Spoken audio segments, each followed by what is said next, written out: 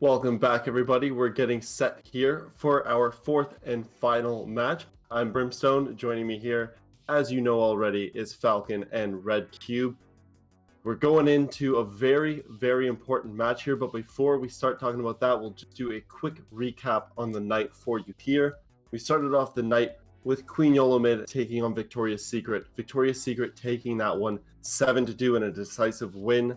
Moving on, we had Outdeuced going up against Powerhouse. Outdeuced, of course, taking that one 7-4.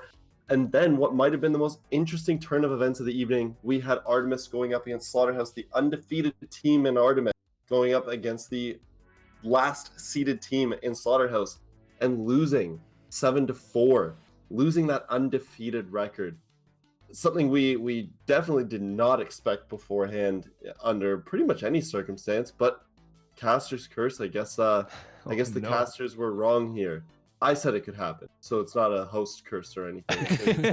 It's definitely a caster's curse because they said it. So yeah, it's on us. It's on us. Yeah, it's 100% on us. Exactly. So let's keep the curse going. Let's do a little bit of talking about this DG Axios game here and what we think will happen and inevitably will not happen because you thought it happened.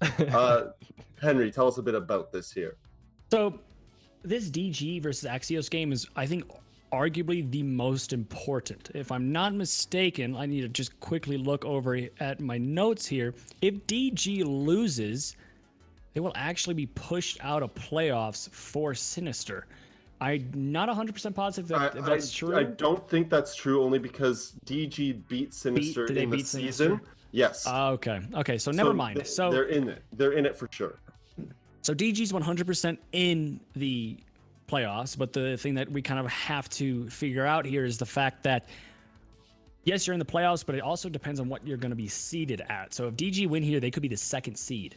They could move all the way up to that second place spot, and there's just a lot of movement that could happen with those top four besides Artemis. Technically, the 2, 3, and 4 spot, a lot can be moved here if Disrupt lose or if Disrupt wins. So there is definitely some stakes here in terms of just like what seeds you want. But when it comes down to the fact if you want to make playoffs or if you don't want to make playoffs, it's not there because, I mean, Disrupt's already made it and Axios unfortunately has it.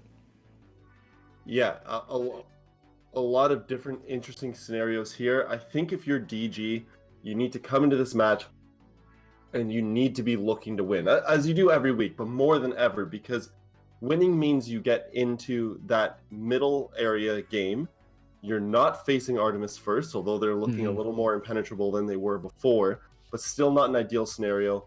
You'd rather face Artemis in the finals, I would think, than in the first round, because at least bring some momentum in with a high energy win and go on and face them in the final match. But it is interesting here because DG, they beat Slaughterhouse last week 7-4, but the week before that, they actually lost to Powerhouse, the other house, 8-6 in a very, very close match that went to overtime.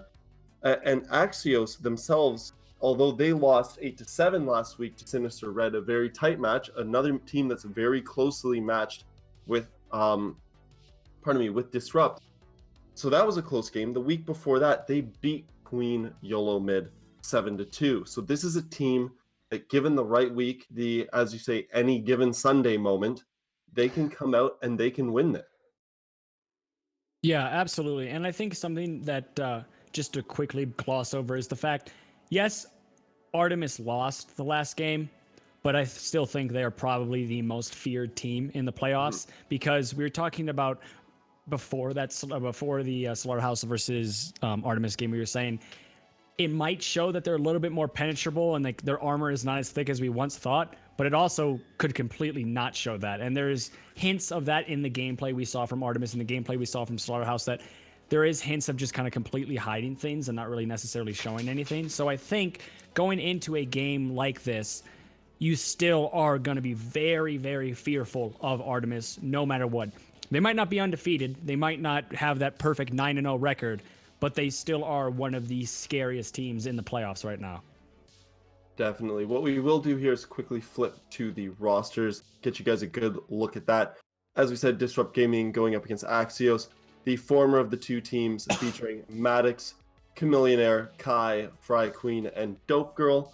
moving over to the latter team, we have Ancient One, Bazinga that, Lamp, Lupa plays, as well as Ninja Croft. So I believe both of these teams featuring their main lineups here. I don't think that there were any substitutes in here. So both teams coming along with their best. Is that what needed here, Falcon? Do both teams need to bring their best? I think absolutely. Axios, they might be just trying to grief, but Disrupt definitely has something to fight for. Like you said before, if they do win, they are out of that spot where they have to potentially play Artemis at the first go around. So as we've mentioned, like we harped on this before the game ended last time, we harped on this after in the pregame just now, but Artemis definitely weren't looking like themselves. Definitely Slaughterhouse played excellently. They were showing up in spades. It was absolutely, they made Clubhouse their Slaughterhouse, let's just say that. But Artemis was kind of asleep in some situations. There were some kind of micro moments there where they should have done some things, and normally on any other day that stuff kind of happens, right? On that last round when they were attacking onto Master, they had that nade play onto the door, the castle barricade that was keeping the bandit safe, and the first grenade went out, ADS'd, and then all of a sudden they have the Ash come around later. No one clears it. I'm guessing no one communicated that there was an active defense system in that room, and she tries to Ash charge the castle barricade open. That gets eaten too. That kind of miscommunication doesn't usually happen with Artemis, so maybe it's just kind of a bad day. Some of them were kind of tired or something. But yeah, so being that said, even still, on any other day, maybe on playoffs day or something like that, they're probably going to be a bit more awake, so Disrupt is still going to have that to watch out for. So in this case, Disrupt is definitely going to have more to fight for than Axios. But it just depends on what Axios feel today. Like, are they going to be the ones awake, or are they going to have a kind of Artemis today? Definitely. Well, we are ready for the map bans here, so we'll jump into that and find out where we're going to be going. Whether it's Clubhouse, which we're contractually obligated to mention in each and every round, or if it's another map, which we'll never speak of. Yeah, yeah, absolutely. We can can't say only anything speak of Clubhouse. We can only speak of Clubhouse. There is no other maps in the map pool, and if we see another map, it's just going to be absolutely shocking. So with that, we 100% expect this to go to Clubhouse. If I'm being honest, to just go against my contract, I would not be surprised if we see another cafe or a villa as well, because it's kind of one of those maps that they don't necessarily show as much as you would on Clubhouse, and I think that's something Disrupt would opt for and probably try to play with. So we're just going to have to wait and see. Unfortunately, I cannot find the map ban link, which I am apologize for that. But Falcon, you can kind of update me on what is changing. Yeah, definitely. So Axios has actually banned out Clubhouse for their second map ban. First is Cafe off the board by Axios. Okay. And Disrupt has Villa and Bank for their two choices to not play today. So surprisingly no Clubhouse, but like you said, maybe, yeah, Disrupt. I mean, okay, it's not Disrupt going there, actually. Disrupt bans out the coastline. It is Axios to ban out the Clubhouse. But I was agreeing with you in thinking that Clubhouse would be the ban by Disrupt, because maybe it is that kind of map where giants go to be slain, because it has been shown a lot of teams have played it, so a lot of teams are going to be able to read into the strats that basically the entirety of CCSW has at their disposal. So maybe that's another reason why Artemis kind of fell flat on that last map, is because there's just so much video evidence of them playing well on it. That Slaughterhouse has read into all of it and was ready for everything Artemis had to bring. So that could be a reason as well. But in this case, that's not going to happen, as we're going to Consulate. This is not something we see very often, I don't believe. I think I could be 100% wrong, but I think this is only at most the third time we've seen a Consulate in CCSW. And also, to hit on your point about Clubhouse, I feel like Clubhouse is one of those one of those maps in CCSW where good teams go to die. Because I wouldn't necessarily say die, because they're going to probably come back, but it's just where good teams lose. And it's because of all the VODs, all the information, and all the intel you have on basically every single team in CCSW, and intel is everything in Siege, and Clubhouse has a lot of it. But the teams are all ready, so Disrupt versus Axios in a game to determine what the seeds are going to be. We are going to be going on to the map of Consulate. And it surely should be a good one. Axios, although they might not have much to fight for, Disrupt definitely, like we said, probably don't want to go up against Artemis in the first round. So let's get right into it. On to the operator bans. So what's gonna come out here? Probably some standard stuff. Like this isn't one of the kind of fun mess around, just joke around meme matches that we had. Like obviously we haven't actually had too many of those, but this is definitely one that we don't expect to go that way. Axios banning out of Thatcher. That's not entirely surprising. They're gonna be on defense first, so gonna definitely be an impactful ban. Disrupt gonna have to find a way to work around the fact that they don't have that easy clear. And of course, we don't have a Kali yet, so it's not like she can just stick a charge on the wall and disrupt everything on the other side, no pun intended. But yeah, so for right now, Thatcher being off the board, that one ban is super impactful for the attacking side. Disrupt actually going to take the Capital out now. So not planning to use that. That's kind of surprising actually, because Capital is very impactful. They're going to be the ones crippled by that ban in the first half, but they're probably going to have an idea on how they want to do this without either of those operators on their attacking side. So just have to wait and see. Banning out the Echo, still fairly standard. Nothing surprising about that. If they don't want to run an IQ, that's basically what they have to do. And if Axios want to take advantage of that, they could maybe leave the Valkyrie on the board. So they have to bring an IQ anyways. But no matter what, they actually have a fairly certain ban here. They're gonna ban out the Thatcher and the Bandit. So that's intriguing. They have a plan going into both halves of this consulate game. Yeah, it's interesting. On basement defense, you see that bandit is very, very important. And typically, the way to get rid of that bandit is with a buck from above in piano or somebody from above in piano just shooting down on the bandit and denying that trick to happen, or just denying a bandit to play there. So you don't have to do that now as the attack, and that's going to allow quite a lot more resources on the side of the attack and quite a lot more time, because you don't have to kind of focus on that anymore because there is no bandit in play. There might be a Kaid, but you can't necessarily Kaid trick that garage wall. So it's going to be interesting to see how Axios plans on playing that, as well as the fact how DG plans on playing that. But in every single map in Siege, there's a very fine print that shows what is wrong and what is right. And that fine print becomes more and more apparent the more times that map is played. And because Consulate hasn't been played very often, it allows both of these teams to kind of dictate what that print says. So we could really see very, very interesting strats that we haven't seen before on Consulate, simply because there's not too much intel, there's not too much really just in general play on this map in CCSW, so we could really see some very, very fluid gameplay. Reloading, cover me. As it looks, I was having some sync issues, but it looks like we are going to be all synced up. But now going into the action phase, obviously going up to that upstairs defense is no surprise here, because it is the most viable site on Consulate. Typically, well, in the very early goings of Consulate, you'd see that garage defense was definitely a little bit more favorable, but that has kind of turned into more old reliable. It might not be as viable, but it's definitely a little bit more kind of familiar with people. So we are going to be seeing them go upstairs. No surprises there. And it looks like we are going to be all synced up on my end. So things are looking just a little bit better. Again, guys, this is North America. Technical difficulties are just kind of apparent. This is what always, happens. no matter what. Yeah, difficulties. Speaking of difficulties, I think the Twitch of Chameleon actually spotted out ahead. Oh, that was okay. That was actually their teammate of Maddox. All right, they're already in the building. That's pretty quick. So they've got control of the admin side right now.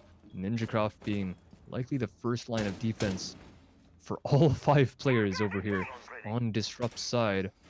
And no one's really pushing up just yet, but they're looking on getting that intel. And they're going to realize that she's the only person that's available for the defensive side on this side. And Maddox creeping in with the headshot. NinjaCraft goes down, and there's no one else to defend here. Lamp falling victim to the pre-fire. And all of a sudden, full sight control for the side of DG. Maddox with the angle held in the bathroom. Likely might have some kind of information that there is a player playing in here, but the timing isn't in her favor. Ancient One sneaks out just in the nick of time, but taken out by Maddox yet again. Maddox with a 3K, K with 1. But Lupa from down below doesn't manage to disable that diffuser, deny the diffuser plant, and Kai has another one. 2 headshots for her in the round. and a good stereo performance by the side of DG to bring that round into their favor. Okay, so I'm just getting intel that Consulate has been played 6 times in Europe, the EU League, but only 4 times in NA, and that includes tonight. So I think before this, it has only been played 3 times. Compared to your Consulate, my fault, compared to your clubhouses, compared to your villas, and compared to the cafes, this map has seen very little action. But something that we have to talk about is the fact that Maddox, every single week, week in, week out, she is near the top of that leaderboard. I don't know what it is about her. When it comes down to game day, she is going to be making a difference no matter what. The one thing, though, that you can kind of see with her playstyle is the fact that she's predictably unpredictable, which is very, very hard to get a grasp of because she likes to kind of crouch into these areas, sneak her way into sight, sneak her way into these very high trafficked areas that you wouldn't necessarily expect an attacker to be or a defender to be, depending on which side she's on. And then she just finds free kills because nobody expects it to happen. That play style works very, very well on maps like this, maps that haven't been played very often, where there isn't a necessarily firm grasp of exactly where the push is going to be coming from. And the thing that I think could arise for Maddox is the fact that when it comes down to playoffs, teams are going to be bringing out their favorite maps, and teams are also going to be playing a lot harder, a lot smarter, and the communication is going to be a lot more crisp. So that type of play style of sneaking in and being unpredictable might not work as well when it comes to playoffs, but as of right now, in these type of circumstances, that is almost the ideal way to play. Absolutely, and it's kind of funny that you mentioned that too, because it's kind of like all the best teams so far that we've seen today pull out that kind of playstyle, at least somewhat. We didn't see it last game, maybe that's why they kind of fell flat. But in the Victoria's Secret game today against Queen Yolo mid, the first game that we had, that playstyle was absolutely, completely mainstream for both the teams. And it only worked out for one of them, but the other one, Queen Yolo mid did have some success in one round, but they got shut down pretty much every other time. In this case, Lupa gonna get shut down by Fry Queen. None of that crouch walking that we see from last round, as Axios is positioned to stop that quick entry this time. And a bit better, actually, well, kind of. Ninjacraft is actually lit up to about 30 health, but a good response by Bazinga that gets a frag entirely on a Maddox, so bringing it back on carry for last round. None of that top frag anymore, but the rest of DG is starting to file into this admin office. And yet again, good frag by Ninjacraft. She's actually in here. They have no idea. She gets 2. She gets out, and she most likely gets her team the round, as we do see a player still on the outside on the south rappel. Not even indoors yet. She's just gonna barricade that window or that door and just eat herself out of there. That's the diffuser. They probably have that information. Wolfkai is downstairs. No impact on the round just yet, and they have the information as well. And this is all of a sudden looking very bad for DG. And as I was just mentioning, the crouch walking working very well for one team. They immediately abandoned that strategy, and all of a sudden, it's definitely not going in their favor. Yeah, a little bit of a fat finger there too from Kai. Unfortunately, trying to open up that barricade is going to chuck a stun. It's not necessarily the most valuable utility, but it just kind of hurts to see that happen. You still have 2 operators on the board, a Jackal and a Nomad. So lots of denial of roam on the side of the attack. But the problem is, it's not the issues of the roamers that is kind of putting a pin in the side of DG. It's just the fact that they can't get any map control or get any valuable assets in their favor in order to make an effective execute. Because not only do they not have the man advantage, but they also just have literally all they have is the east side of the map. Bazinga that is going to get pre-fired to hell. As that's just unfortunate there. And it kind of makes it a little bit more doable, but Ninjacraft is able to hit her shots once again. It's going to be all up to Jackal, and the weight is on Fry Queen's shoulders.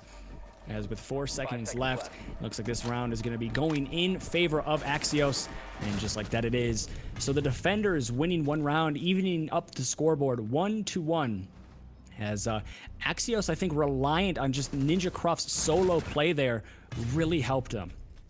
Definitely, and that 2K, that was a bit interesting, that the fact that Disrupt weren't aware at all of Ninjacraft's presence inside of admin.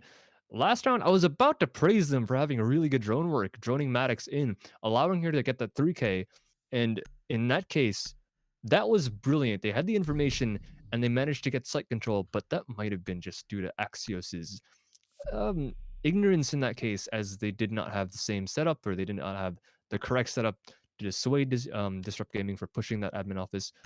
In that previous round, they definitely did. And this NinjaCraft being inside of admin and somehow not being found out, that was absolutely the linchpin of that round. And she ends up that round with a quad kill, single-handedly basically bringing that round into their favor. And we gotta have to see if she can do something similar on this bottom floor hold, is because this is something completely different, right? They adapted really well to Disrupt's first push. They lost to it the first round, and then they completely flipped their defense around to be able to completely counter everything they had to go across. And so far, we've seen that work for them, but it's only been 2 rounds, of course, and so far it hasn't been that long, and it hasn't been that far. It's been kind of so short. But in this case, they're going to another defense, and unless they've studied some VODs, and who knows if Disrupt has actually played Consulate at all this season, they're going to have to do that again. They're going to have to adapt it once more. And if that is continuing to be the trend, then obviously they're going to split the half 50-50. That's not going to be that favorable, as of course, basically every map in the pool is defender-sided, but we have to see how good Axios' attack is after that takes place, if they can't manage to get on the upper hand in defense. Yeah, and we are going to see Axios opting for a different site. Like I said, going down to that old reliable... Jesus, I almost just fell off my chair. Going down to the old reliable site is the side of Axios. And this site, although I think defenses feel comfortable on it, a lot of attacks also feel comfortable on it. As Maddox is able to find the first kill, it's going to be on the loop of plays. It's going to be your alibi off the board. A very, very powerful gun. But there is still a Jaeger looming and a missed drone that could be absolutely detrimental to this attack, as if we see Jaeger somehow pull this out, could easily find not 1 but potentially 2 kills here onto 2 very, very valuable operators. And I don't think it's going to happen. As a great pinch there and great communication from DG, and just like that, the roam game that looked like it was going to be very, very, very powerful is snuffed out in about 1 minute and 30 seconds, and already site control is basically the last thing that the defenders have grasp of, and DG is looking very, very good to get as many bodies on the site with quite a lot of time to spare. Yeah, quite a lot of health too. Fry Queen being the only player to be lit up. Taid is going to be denied. It wouldn't have tricked it anyways, but even still, nice to get the extra few points from that Twitch drone. Wall is going to get it opened up, and this is likely going to be an attacking round. 1 minute 15. That's plenty of time to get a diffuser planted to find the rest of these defenders. And of course, they still have a drone underneath that car too, so if they want to find any of these guys and just get the round over with, they can probably do that. 2 ACOGs though. Good angle holds if they can find the frags. But as we saw earlier, missed shots from the Jaeger upstairs probably cost their team the round. But so far, Ancient One does get the flank, so they only have one side of the map to worry about this time. It is the west side. And 50 seconds, it does look like DG have stalled out, but likely only because they want to get some more information. 50 seconds, they know, is plenty of time to do just that. Time is ticking down slowly but surely, but still a lot of utility on the attacking side. Slowing it down. We do have to get this diffuser plant down eventually, but Lamp does miss the shot into the head, doesn't quite get it, and Dope Girl starts the diffuser plant. That's a bit unfortunate, and no response just yet. Lamp does get the frag on Fry Queen, but that's the wrong target. Gets the flank watch, but not the planner. And now it's a defense that are on the time crunch. Chameleonator gets one on a Lamp, and all of a sudden it's up to the Maestro, and a 2K from Chameleonator to shut it out. Great double kill, and Disrupt with a good attack. And yet again, we're going to have to see if Axios can respond in kind, because they had the right idea temporarily, but they just couldn't make it happen in the end. Can they adapt well enough to face Disrupt in this round like they did in the second? That was a really good site execute from DG, but it really was just kind of on the back of that extremely good roam clear. As we saw, the up top presence, we talked about it in the beginnings of that round, was going to be very, very apparent. And if those roamers stayed alive, the Jaeger got misdrawn, but unfortunately died. If those roamers somehow even got 1 kill, stayed alive, wasted time, that could have been absolutely detrimental for the entire push of the attack. But the fact that it was an almost immediate intel gathering and intel communication from the side of DG. They cleared out those roamers immediately. They got everything they wanted in their favor immediately. They had so much time to work with in order to make a solid site execute. And that's exactly what happened. So unfortunate there for the side of Axios, as they really had a solid idea of what they wanted to do in terms of how their defense was going to be set up. It just was the execute didn't necessarily meet the requirements in order to be effective.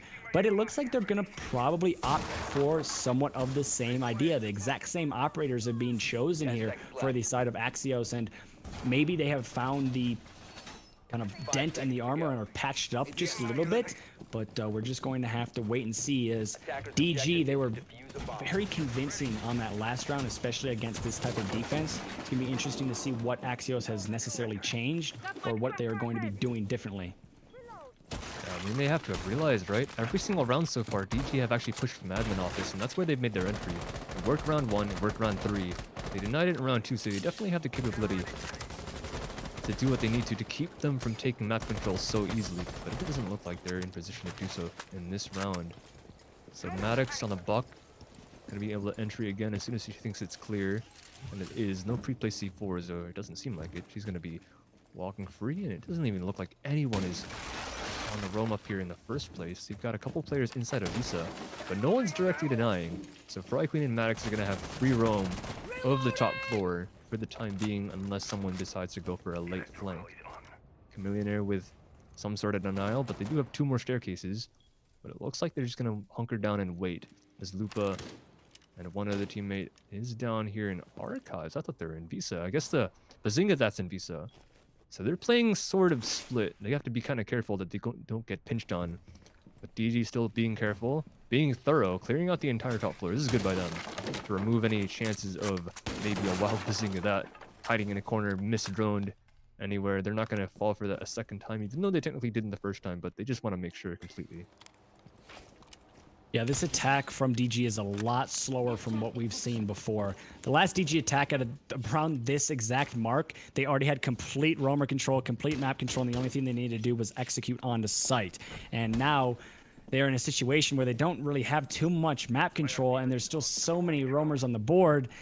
This is not looking as promising as what we once saw. But those Kaids are going to get... No, they are not. It's going to be a nade is going to get eaten up by the ADS, as the Thatcher ban is definitely proving to be a little bit detrimental to this push for DG, as there's just so much utility on the side of the defense that they can't do much about. But they also still have roamers running about with the Alibi and the Jaeger, just waiting for someone to waddle down those spiral stairs. But it does not matter, as Ninja Croft is going to be the one to get the first kill on the Chameleonaire. So goodbye to the Twitch. Really your only operator to get rid of that utility, as 30 seconds left. If the side of DG wants to make a move, they got to make it now. And just like that, Kai being able to get that frag for DG is a great start for them. Well, C4 being missed as well actually gives Maddox a good sight line. As Kix always says, lines of sight are two-way streaks, and Thermite's finally getting placed down and detonated because Maddox was able to get those Kaids off the wall. Kai with another kill, the Zinga that goes down, and that's both the roamers, but Ninja Croft, a late flank, another triple kill, looking for the ace, and that's what she's gonna have to get if she wants to be able to get this round in their favor. But actually, never mind, there's 2 seconds. What happened? They left the defuser, and Ninja Croft with that late flank might have secured the round because no one else was in place to be able to secure that defuser and get the bomb planted. That was an amazing flank and great heads-up play by the player on the side of Axios. And 7 kills for her in this round. Didn't even need the ace. Wins the 1v3 anyways. Yeah, this is looking really, really good for Ninja Croft. The rest of her team definitely has to step it up just a little bit, though. She has 7 kills, and I think the person in second only has 2. So Ninja Croft definitely helping win rounds, but it's not something you can necessarily rely on. That kind of dies out after a little bit, and you could easily see Ninja Croft kind of, yes, she's on the heater right now, but it might start getting cold sooner or later. So Axios, as a whole, needs to step it up just a little bit. DG, on the other hand, it's kind of weird to see this, but they're kind of doing so many things. They're doing so many things right, and then it just doesn't work. I don't know how to explain it. They're clearing out the roamers, they're getting their intel, and then it just kind of all fizzles away. We saw that last round. If Maddox got that kill on NinjaCroft, that round probably would have gone in favor of DG. It's just the small little things, and I say this all the time, you don't stumble over mountains, you stumble over molehills. That's exactly what is happening right now for DG. They're stumbling over all the small little mistakes, and it's proving to be detrimental in at least 2 rounds so far. And yeah, like, you couldn't be more right, Henry. Like, that round specifically, yes, she got 2 frags, yes, she won the round. But at the end of the day, it was 2 kills. And it was just unlucky that no one else was in the vicinity to pick up that diffuser. They just didn't have the communication, or it was just... there's not many ways to analyze that. It's just great positioning by the defender. And the attacker is just pushing a bit too deep, not expecting that one position. I guess maybe yet again they misdroned it, or they didn't have any comms or whatever, or she just snuck in. She's really good from the side of NinjaCroft and wins the round just out of nowhere. But that's... Again, that's not going to last too long, because that's only really applicable on the defensive side. And of course, they've only got 2 more rounds of defense, and 1 more in this case in lobby. This is not the most favorable bomb site for the defenders. It is definitely winnable, and they seem to have a good setup for it. But if Maddox manages to turn the corner, and Bazinga that isn't ready, she's going to get taken out, and that's exactly what happens. Top floor control now in favor of the attackers, but a pre-fire. Maddox is down to 20 health, and Lupa plays. Information is given out, going for another pre-fire, but not landing shots this time. She's safe from that pre-fire, from the buck, with that hard bathroom stall right behind her. But they know now, and there's no way Maddox is going to let her go alive. Yeah, as Chameleon Air is able to find 1 under NinjaCroft, that's a huge kill, not only because it was just a man off the board, but it's also just NinjaCroft off the board, so a really good player that you don't have to worry about anymore.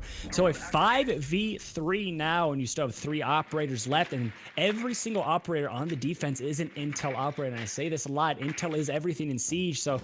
Well, you now only have 2 of those intel ops, but intel is everything in Siege, and you could definitely make something happen here in a 2v5, because... just knowing where the attackers are pushing from, or knowing where you should be in order to stop that push, could be very, very helpful. But unfortunately, kind of a questionable play there from the Mira. I think trying to retake that upstairs by herself is not necessarily what she wants to do. But it's going to be Valkyrie trying to land a couple shots to the barricade, as not getting pings, but probably getting some type of communication. But it's also Jackal tracked and Disrupt with a flawless round. That is a perfect response in trying to get this game back in their grasp, because it's probably a lot closer than they would like it.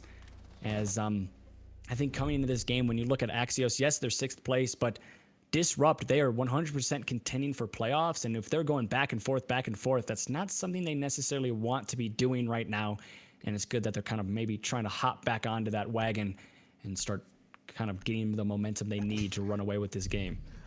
And as you can see, like you said, they're kind of done with it. Maddox on the Blackbeard, Dope Girl on the Lion, and the Jackal. This is definitely the most oppressive load. And the Monty. I don't know what's worse. A player that can't shoot, or a player that you have to stand still for. At least you have a choice.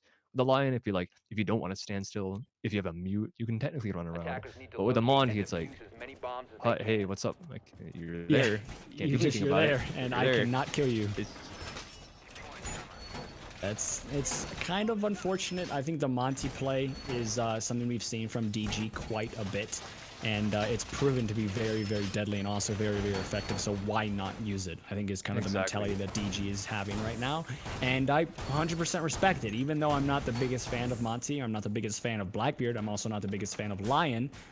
If the operator's in the game, the operator's in the game, and why not use it? It's called a meta for a reason. The most effective tactic available is this, this, and this. Why not use it? So, yeah, even though it might be a little bit just kind of annoying and maybe not the most quality Siege gameplay, it's still in the game, and you're going to have to deal with it one way or another. So, DG just kind of playing into that fact. If they want to win, they got to do what they got to do. So this is basically what they've come up with, and I would be surprised if it doesn't work. What they've been losing to is basically letting a rat loose in their molehill, and obviously it's not going to go well, and the only rat that's been in this case is NinjaCroft in the first round that they lost, at least. Not the first round entirely, but NinjaCroft was in admin, they had no idea, and she gets a double kill there. That's a beautiful play by Ninja. but at the same time, a bit of negligence from DG. And the second round they lost. Ninjacraft rotating up the yellow stairs, getting another double kill inside a piano. No response from there, and they run out of time. In this case, with the Montaigne, I don't think they're going to have a problem getting some kind of information. They literally have a player standing there with the potential to have a gun in their hands, and look at that, already some info gained. Two players being spotted out, and the smoke missing as well from Lupa. She has to throw out a second one, and that's not going to be very good, as she does get taken out by Maddox, and that's why you have the Blackbeard sitting on this window, so she cannot be contested. Bazinga that with a response, though. That's all the way at the bottom. That's the Jackal off the board. Not the most impactful. You've got one roamer to deal with, but at least you've got some picks on the bomb site. As Chameleonaire is somehow getting this defuser down, and that roam is not going to matter this much if they do manage this. And surprisingly, I think we actually saw a player down in piano right next to the defuser planner. Lamp had no idea what was this communication. The C4 actually getting missed as well. I think Ninjacraft has been spotted. Obviously, she did get a kill. Bazinga that with a response onto Maddox's kill on Lamp. What else can they do here? There's a Blackbeard with a shield on the window, and there's a shield standing in the doorway of yellow. There's not much to say. I think Bazinga that's just gonna say, like, what? There's nothing. This is just the round done. And well played by the side of DG. Actually, No, I mean, yeah, there's no time. Looking for consolation frags. And that's what Monty does. Unfortunate there for Axios, but it was a really impressive Monty push. They played that fairly well. I think you probably would have expected the Blackbeard to stay alive until the later half of that round and kind of until the round was over, but I think they realized, hey, the defuse is impossible, so might as well just get a little bit aggressive to potentially get a couple kills. And the thing that the thing that we are kind of seeing here is DG recognize when they need to kind of just start playing their game, because they know they don't want to go up against Artemis in their first round, and they know they also don't want to kind of give up too many rounds, because it just allows Axios to gain a lot of momentum, and momentum is very important in Siege. I think that's something we talk about almost every single game. If you have momentum on your side, if you have confidence on your side, it can really completely change the way you're playing. I think everyone can relate to this as well. If you're playing a ranked game and you're hitting your shots, you're more likely to go peek a crazy angle instead of just sitting passively in sight and then getting shot in the back. And sometimes being that aggressor, being that confident can really be the difference in a game. And right now, every time we see some type of confidence for the side of Axios, DG completely shut it down. Yeah, and I really don't know what game would illustrate that point even more than the Slaughterhouse game we had today. Took it 7-4. They won a lot of rounds in a row, and Artemis, their rounds were kind of scattered. They won one here and there. They won one as a response, and they lost two, and then it was a sweep, and that's what you need is a wave. And if Axios wants to bring this any closer, they're going to need a wave now, as it is the first round on their attacking side. So switching halves, they might be able to do something with this if they have some kind of strat that DG isn't exactly privy to. But we'll have to see. It is a top floor defense, so nothing that the members of DG haven't seen before in any case. They're going to be holding pretty standard in this admin office, ready to dispel their own kind of push, because they are definitely... They know their own tactics, right? So if Axios want to employ anything similar, they're going to be ready for that. But likely, with the spread across the entire top floor, they're going to be ready for just about anything they have to put out.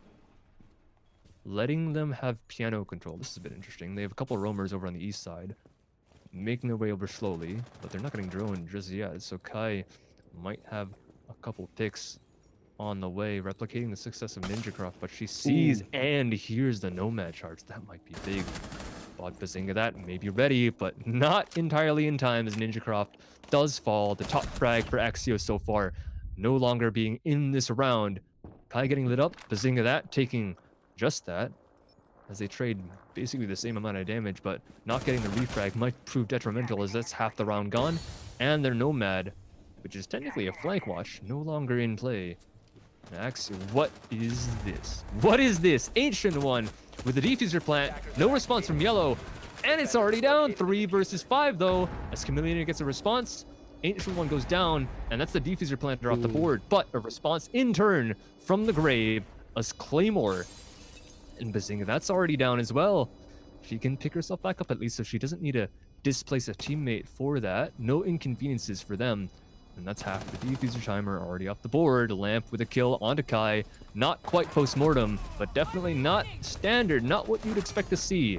And another one, a jump out from Maddox, it seems. No, excuse me, from Fry Queen. Lupa's gonna get the kill in connector first onto the aforementioned. But the denial from the Nomad charge, that one was definitely post-mortem. A very good post-plant. And interestingly, Disrupt let that one slip in the palm of their hands with the man advantage even still. I'm a little bit confused on exactly what Disrupt's retake plan was. We saw somebody trying to go for kind of a ninja defuse. We saw 3 people, on the other hand, trying to run out. There was no support. If you're going for a ninja defuse, yeah, you kind of want to be sneaky with it, but you also kind of want to have somebody watching your back, and that's something DG really, really lacked there. It was just kind of this, oh crap, the diffuser's down, go, go, go, go, go, rely on instinct. Instinct. Rely on instinct. As How many times? it's I don't know what it is with that word, but I've always said it like differently, and I got a lot of hate for that. But rely on instinct was kind of the name of the game for DG, and instinct is dangerous because you either are going to die very, very quickly or you're going to get a lot of kills very, very quickly. And unfortunately, it was the latter for Disrupt there, and they were not able to kind of secure that retake situation even when they had that man advantage. And I see everybody in production chat now saying instinct. I fixed it. I said instinct. I fixed it. Oh, I'm sick of it. You could say that their instinct blinded them from seeing what they needed to do. Because of the ink. Yeah. Because I couldn't see it. Yeah. Yeah, it's all black. You can't. Like the Mario Kart move with the squid. The squid. Yeah, I know exactly what we're talking about. But back to Siege, as we have a game at hand, and it's definitely a game because 4-3 now, as Axios are just, I think, kind of trying to force Disrupt to play Artemis as much as possible, because there's not much at stake here for Axios, but there is a lot at stake here for Disrupt. Like we said, if they lose this game, they are going to have to play Artemis in the first round, and Artemis being the scariest team based on record, because that's not necessarily someone you really want to go up against at the get-go of playoffs. Hello. You're gonna look? Not quite. I don't think the smoke. Wait, what? That's unfortunate. Yeah, that sucks. It happens. That's just how Siege goes sometimes. Let's get the hashtag trending, right? Remove client-side debris. I mean, if we can get the Boss G ACOG, we can. If we can get the Boss G ACOG, might as well try that. I believe it can make the game better. Actually, she might be in the bathroom. Maybe that's just not a breakable wall or a ceiling.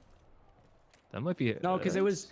Yeah, it was. She wouldn't have been able to get shot, but either way, the breaching charge didn't penetrate the floor. That's true. Yeah, so she wouldn't have been able to get shot because she was in bathroom, but it was just one of those situations where no matter what, you couldn't even see where that operator was. We made that mistake on Villa last week. We're not making it again. Oh, close pre-fire, but Kai's in a good position. Understands the fact that that's a possibility. She's getting pushed right now, though. Lamp does take a bit of damage, and Kai finishes it off. And no ink gonna be coming out from the attackers this time. There were flashes to be used, but none gonna connect. And Kai's just gonna sit pretty, but she gets pre-fired through the wall. Nice play by Lupa. Good angle play. And I think that's her first kill of the match, so waking up, that's a good time to do so. 4v4 for the attacking side. 50 seconds, so they need to tighten up, as I don't think they've gotten the wall open yet. Now finally, these Kai charges going away, but seeing that, getting another kill on the Fry Queen too. That's probably the roamer. The Valkyrie now off the board. It is a considerable amount of damage done to Sophia, but even still, 30 seconds and 4 versus 3. Maddox is basically on the same amount of health as Bazinga, that is. And one bullet from any operator is going to take both of them out, but one shell is as well going to take Ninja Croft out of the play.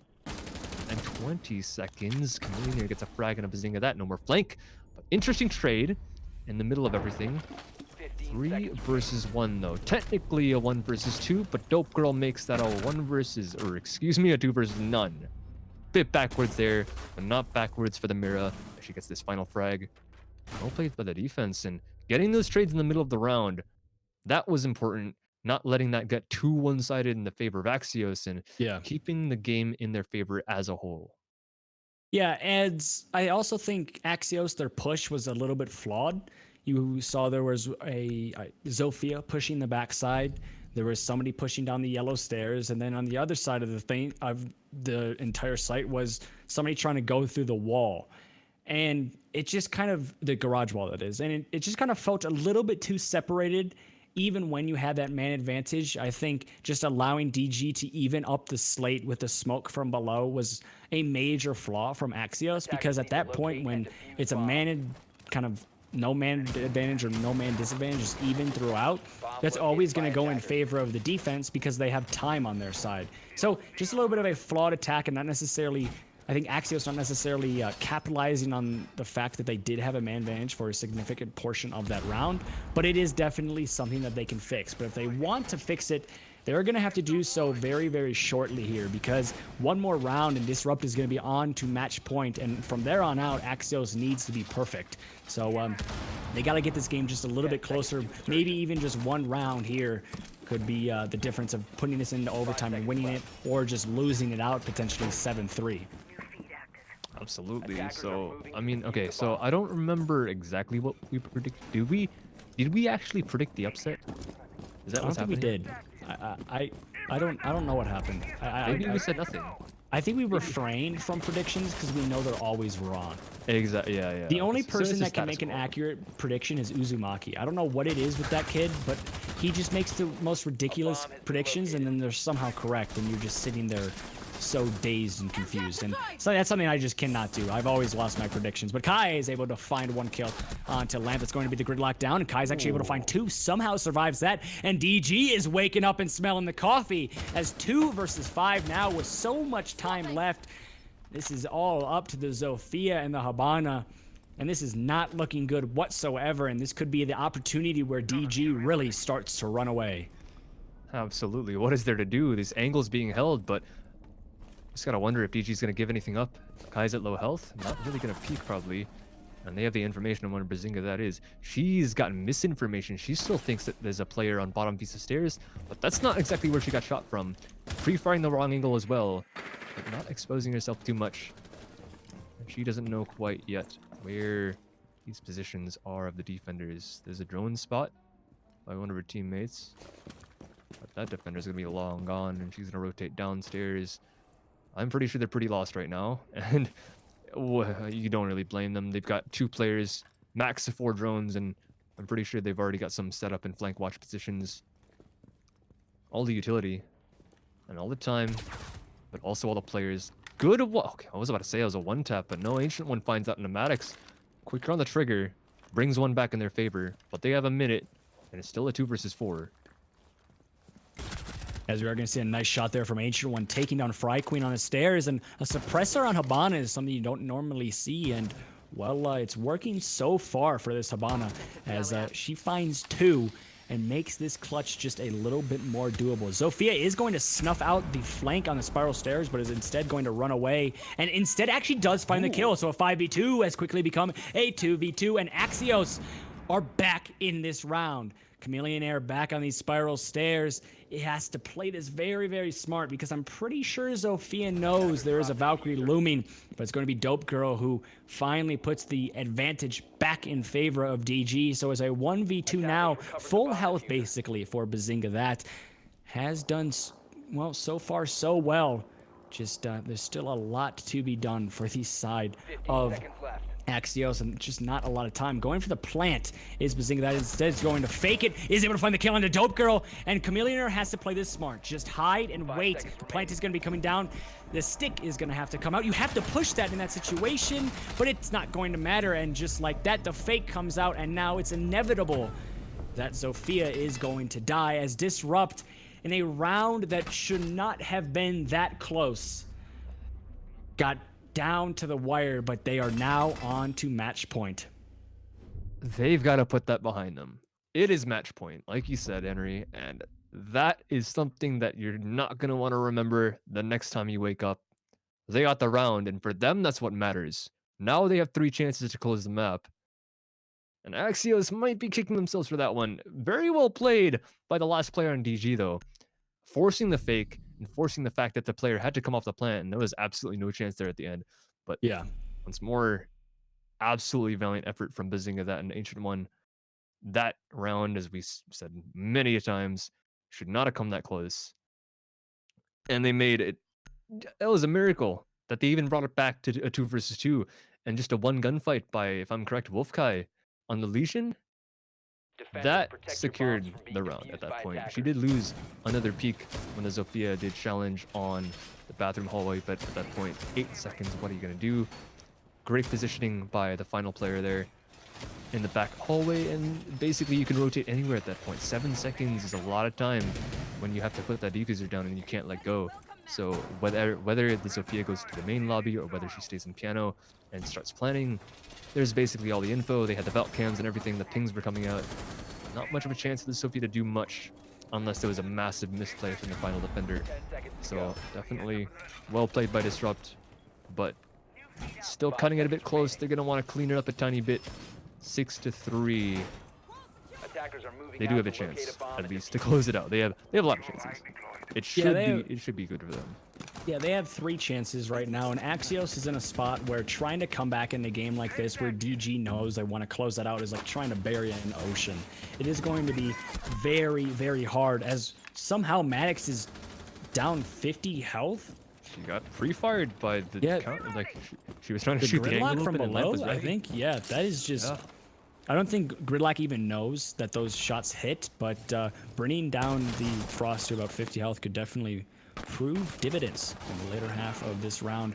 As we are going to be seeing Fry Queen just perched up in this corner, this is definitely an interesting spot to be, as one drone could really pinch out this Valkyrie and kind of just basically be the death of her. But the fact that Mozzie, I don't think, has been droned out could just be a simple bait, and yeah, just a simple bait. Whereas if you see a player repel in, Mozzie's going to pop up, shoot that player's head, and then the other person trying to get the refrag is also going to pop in, and Mozzie could easily find 2. We don't know what's going to happen here, though, as now we are reaching close to that halfway point in this round, and not much has happened in terms of control for the attackers. Everybody is perched up on their respected windows and just kind of... It looks like Axios is hoping somebody walks into their line of sights and they find a freebie, but Disrupt so far is playing it very, very safely and playing it very, very smart. Yeah, good decision making by Disrupt. Look at they've been in the same spot since the start of the round, and the patience for them definitely paying off. Axios now realizes that and decides to rotate off of those angles, and Lamp here ready for some frost mats. Takes out 2 of them. They've got 1 to worry about, but at least they know that it does exist now. Working their way on the west windows, but how much control can they execute on this bomb site? Chameleonaire gets a frag on a Bazinga. That not looking good for Axios already. They accidentally ink themselves, and Fry Queen follows up with a frag on a Ninja Croft. I'm not even sure where that was, but she didn't even run out. There's 2 players on the rappel. One jumps in. Good smoke. Provides the cover for the time being. And the diffuser is being planted. But Chameleonaire managed just to find the spam and pulling her best Stewie 2K. Smoke Criminal. Not much of a chance left for Axios, gotta admit. 5 versus 2. Takes out the vault cam, put all the barrage coming in. Alupa plays the last one left standing. And standing, probably not for much longer. Gets 1 on a Maddox, so finish off the Frost. Gets one of her teammates the assist. Lamp's gonna have a couple extra points consolation for going down inside the bomb site. 17 seconds and 25 health for Lupa. She is a Blackbeard and she can win a couple gunfights, but what more is there to do as the body shot comes in? Great play by Dope Girl and Chameleonaire tagging on those stereo frags, taking out those final 2 players, and Axios unfortunately cannot come back quite enough. They lost steam kind of in the first half, and Disrupt, well played by them. 7-3, securing their spot in 2nd place, if I'm correct, inside the standings. I'm pretty sure that's correct. I'm not 100% positive. I think we're going to be able to bring in Brimstone to confirm that. But that was definitely an extremely important game for Disrupt. And just like that, Brimstone is going to be back. So Brimstone, we have a question for you. Does that push Disrupt into 2nd place? No, it doesn't. I can't remember. I looked this up earlier. Bear with me just a quick moment here. All What right. it does do, I'll let you know this at the very least. What it means is Artemis will be playing Queen YOLO mid. Ooh, Queen that's a YOLO good mid. first round. Exactly, yeah. That is good first round. That'll be the first matchup, and then the other matchup will be Victoria's Secret featuring Disrupt Gaming, which would be the case if they were second and third either way. Yeah. But I think it's because... Oh, wait a sec. I think you're right. That pushes... No, it does push Disrupt Gaming up into second because they did have Victoria's Secret. They beat Victoria's Secret in the head-to-head, right? Yeah. Oh, no, but Victoria's Secret won today, so they're still because they have behind. more points. It doesn't matter. Yeah. yeah. So it goes, the top four is going to be Artemis, number 1, Victoria's Secret, number 2, Disrupt, number 3, Queen YOLO, number 4. So that means the first games, so the 1 versus the 4 seed is going to be Artemis versus Queen YOLO mid, and then the 2 versus the 3 seed is going to be Victoria's Secret versus Queen YOLO mid. Which does make it very interesting because, as I just said, Disrupt did beat them in week number 2. They beat Victoria's Secret. So that'll be interesting that Victoria's Secret is seeded higher. They'll play each other. But as far as their matchup so far, it was Disrupt Gaming taking it 7-3 on Clubhouse for that one way back in week number 2. Yeah, it's definitely going to be interesting because I think another thing that we have to talk about is the fact that going into playoffs, the most feared teams, in my opinion, are actually Artemis and Queen YOLO mid.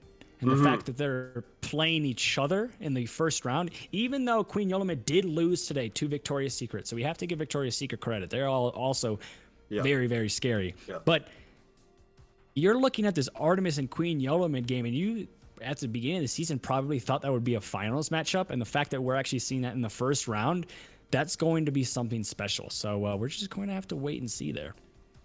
Yeah, I think what's really interesting about that, as you said, although Queen YOLO mid placing in 4th, obviously, Victoria's Secret and Disrupt Gaming having better seasons. It's just something about Queen YOLO mid that stuck with us all season long, where we've thought, if now not Artemis, that they're the team to beat. Well, now it looks like they are the team to beat for Artemis, as they will be going up against them in the first round. Yeah, it's surely going to be a very interesting set of playoffs. I don't exactly know the exact dates of the playoffs, as you're going to be... Never mind. I thought there was something... production chat is definitely interesting today, ladies and gentlemen. But playoffs are just around the corner, and just like that, DG wrapping it all up with a win, and that's going to be the end of the inaugural season of CCSW.